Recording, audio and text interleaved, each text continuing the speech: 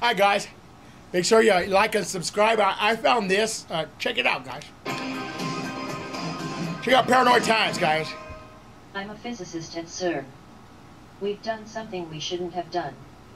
Connecting to other dimensions is real and we have achieved contact. Could this be real? We have sent emails to Cern to find out what they would tell us about this physicist. Everyone knows or feels something bad is going on there. Maybe what we're feeling is true. Stay paranoid, my friends. Here is the repost. Please be advised of the following. 1. I am breaking international laws regarding privacy and secrecy by publishing this information. 2. I am not going to disclose my location since I know that any attempt to prove what I've seen or what I've been part of will result in my immediate and thorough extermination. My name is Dr. Edward Mantel and I was, technically still am, a physicist at Cern, located in Geneva, Switzerland. I specialize in particle and subatomic research, focusing on quark interactions. In other words, I study very, very small particles and how they interact with one another at very high speeds. Until Thursday, January 15, 2014, I was a normal scientist living and working on the Cern campus.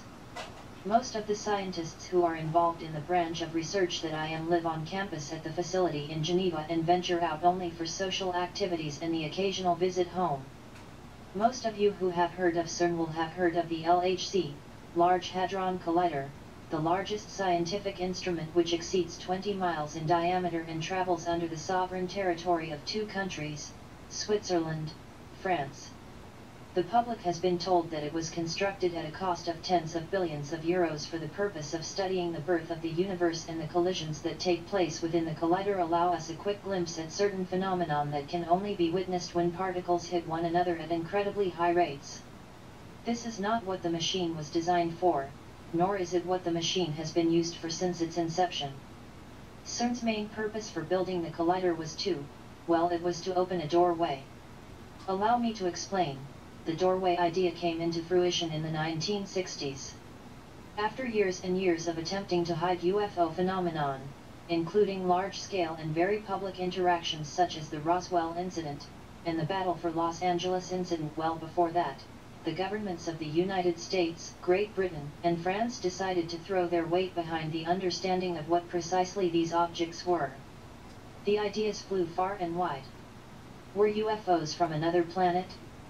Were they from another time? Or were they simply mass hysteria and mass delusion fueled by the overactive imagination of a public who were shit scared of communists and their technology? No, they were none of those. Our universe is but one page in a large book. Think of a closed book sitting on a table. You see each page stacked on top of one another, bound by the spine and sandwiched between the two covers. Our universe is but one page in a vast and all-encompassing book. And our page is certainly not the only one with rich, in-depth thought and writing committed to it. Every page in the book represents a different dimension, each with its own unique writing, own unique story, own unique way of isolating itself from the other pages.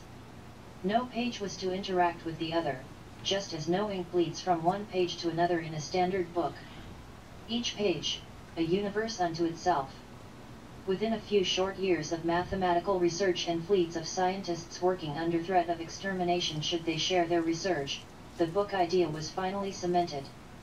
Though many disagreed, the mathematics were there to support the book idea, and the mathematics also showed us that it was impossible for one page to interact with another. That was, until the 1980s.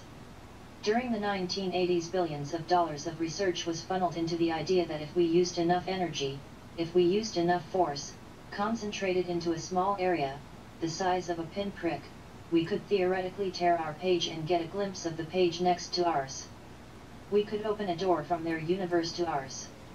When the family, the code name for the group of scientists that functioned as the head of each of their departments at Cern, were shown the initial presentation in March of 1981, many of them expressed grave concern about the ramifications of opening such a doorway. But in the beautiful name of science, the family decided to share these ideas with the governments who constantly funded their research. At a meeting held in Luxembourg, the heads of state of the newly forming European Union, along with the United States and China, were shown plans for the construction of a colossal machine that would enable the opening of a doorway that could be closed at our discretion.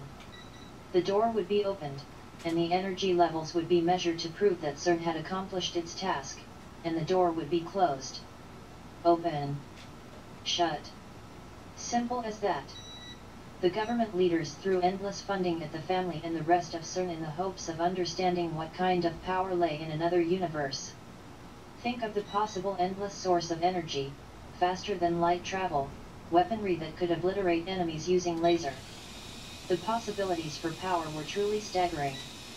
So, the public was fed one narrative, understanding the universe, and the family and governments knew the truth. Most of the scientists at Cern were kept completely in the dark. After all, the collider would perform its function as normal and collide particles for eager funding hunters to capitalize on. But the far more nefarious purpose would only be tested in the presence of the family and a few select scientists. I am the member of the family for my division. Obviously the original family have all retired or died out, but there is a new, younger, more eager to prove themselves group now at the helm, and the consequences of this were and are dire. So, with that established, allow me to explain what happened last Thursday. It was an ordinary day with the LHC scheduled to commit 2 collisions, one at 9 a.m. and the other at 6:30 p.m. Both went off magnificently and the experiments were deemed a success. We witnessed 2 full collisions and the general group of researchers were very happy with their work. Around 7 p.m., most of the team had filtered out of the observation room, and the machine had been put into its usual standby mode. As the room emptied, the ID clip that I had on my waist, which had a built-in display and vibrator, started to go off. I looked down at the display and it said in very faint green writing "living room." I knew right away what they were going to attempt. I looked up from the badge and caught the eye of Dr. Celine Diacord, another member of the family and the head of plasma physics. She too had just looked up from her ID badge. We both understood and left. Living room was a large room under the main facility located in A section. The room wasn't special in any way and appeared completely normal. This was key to hiding our true intentions. If we met in a secret underground bunker instead of the regular basement, we'd arouse suspicion every time we were going to run an experiment. As Celine and I made our way from the collider to Section A, the cold Swiss air hit my face and burned as we booked it across the campus. The night was exceptionally clear, and this factor further bolstered my suspicion.